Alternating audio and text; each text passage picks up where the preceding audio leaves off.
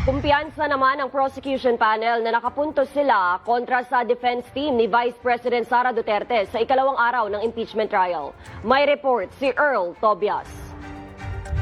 Hindi na idinetalye ng prosekusyon ang kanilang estratehiya, pero klaro nilang nakascore sila sa day 2 ng trial.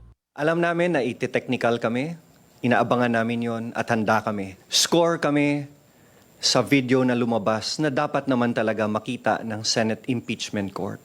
Score kami sa ibang mga statements pa na lumabas galing sa Vice Presidente. We are ready to sustain this kind of trial. Magkakasunod kasing na overrule o hindi pinalusot ng Senate Impeachment Court ang mga objection ng depensa. Ang VP Defense Camp nagpatutsada pa rin na mukhang may sinusundang script umano ang NBI witness na humarap kahapon. I don't understand why defense or lawyers are actually allowed to make their ideas known, ano? Di ba kasi, what is the basis for saying that there is a script? That has no basis. Dapat durugin yun. Hindi rin nagustuhan ng prosekusyon ang pagpunta ng bise sa Senado kahapon kung saan hindi naman ito humarap sa trial. Yung attendance of the Vice President is not accountability. Biktima dito ay ang taong bayan. Ang biktima ay ang mga hindi nabigyan ng sapat na serbisyo, sana nabigyan ng mas maraming classrooms, ng scholarships, na sana napunta doon ang pera but instead it went to the confidential and intelligence funds.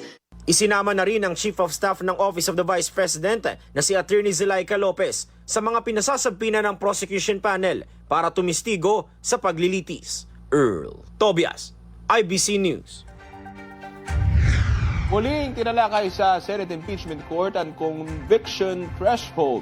Sinabi ni Senator Judge Ping Lacson na kailangan maresolba ang conviction threshold lalo na't hindi naman makakapag-participate ang ibang senador.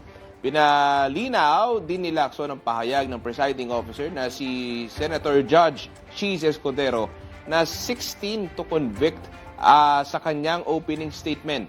Pero sabi ni Escudero na hindi ito legal opinion at isang opisyal na ruling ng impeachment court.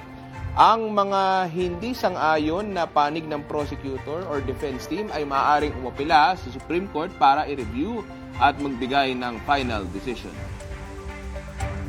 Yes, I believe it may be considered already as a justiciable controversy, although it is not for us to dictate that but the courts. Given that it is a ruling of the chair not objected to nor appealed by any member of this court.